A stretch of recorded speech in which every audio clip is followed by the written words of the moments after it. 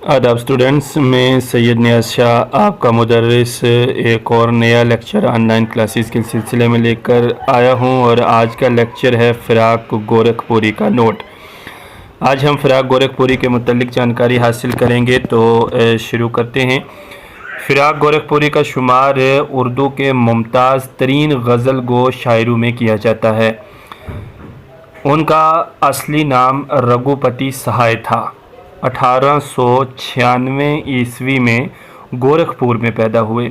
तो जो फ़िराक गोरखपुरी थे उनका जो शुमार है उर्दू के आला शायरों में उन्हें शुमार किया जाता है। असली नाम उनका रघुपति सहाय है। उस ज़माने के आम माहौल की तरह उनके घर में शेर व शायरी का चर्चा था। अब वो वक्त जो था उस वक्त में यानी कि शेर व शायरी हर घर में बोली जाती थी, की जाती थी और इसे पसंद किया जाता था। तो फ़िराक के घर में भी ऐसा ही था। चुनांचे बचपन ही से शेर गोई का शौक़ पैदा हो गया। कहा जाता है कि वो 13 बरस की उम्र से शेर कहने लगे थे। तो फ़िराक गोरखपुरी की उम्र सिर्फ़ 13 साल थी, तो उस वक्त उन्होंने शेर कहने शुरू कर दिए थे।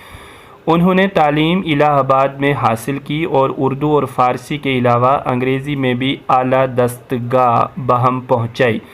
यानी इलाहाबाद में उन्होंने तालीम हासिल की, उन्होंने उर्दू पढ़ा, अरबी पढ़ी और साथ ही साथ इंग्लिश भी उन्होंने सीखी। बाद में इंडियन नेशनल कांग्रेस में शामिल हो गए, जेल भी गए। कुछ अरसा बाद अंग्रेज़ी में एमए किया और इलाहाबाद यूनिवर्सिटी में अंग्रेज़ी के उस्ताद हो गए और यहीं से 1959 ईस्वी में रिटायर हो गए। तो 1959 में वो रिटायर हो गए। कहाँ से रिटायर हुए? इलाहाबाद यूनिवर्सिटी में वो अंग्रेज़ी के उस्ताद थे। अब आगे बढ़ते हैं। फ़िराक गोरखपुरी के कलाम के कई मजमूए शाया हुए, जिनमें रूह कायनात, रम्ज़ो कनायात, गज़लस्तान, शबनमस्तान और गुल नगमा ख़ास तौर पर काबिल ज़िक्र हैं। अब फ़िराकपुरी जो थे उनका कलाम का मजमुआ, यानी बहुत सारा कलाम जब इकट्ठा करके कोई किताब निकाली जाती है उसे मजमुआ कलाम कहते हैं और उसका नाम भी रखा जाता है। तो इस तरह से उनके ये 2-4 जो कलाम के मजमुए हैं उनके नाम यहाँ बताए गए हैं। रूह कायनात, रम्ज़ो कनायात, गज़लस्तान, शबनमस्तान और गुलनगमा। उनकी रुबाइयों का मजमुआ रूप भी बहुत मशहूर है। उर्दू में तासराती तनकीद के अलंबरदारों में भी फ़िराक का नाम लिया जाता है।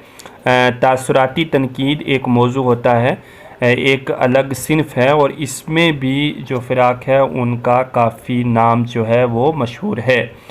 उनके तनकीदी मज़ामीन का मजमुआ अंदाज़े और उनकी किताब उर्दू की इश्किया शायरी तासराती तनकीद की अहम मिसालें हैं। फ़िराक गोरखपुरी 1960 में साहित्य अकादमी अवार्ड दिया गया। 1968 में उन्हें पद्म भूषण का खिताब मिला और 1969 में मुल्क का सबसे बड़ा अदबी एहजाज़ ज्ञानपीठ अता किया गया। इंतकाल से चंद माह पहले 1982 ईस्वी में उनको मोदी गालिब इनाम पेश किया गया।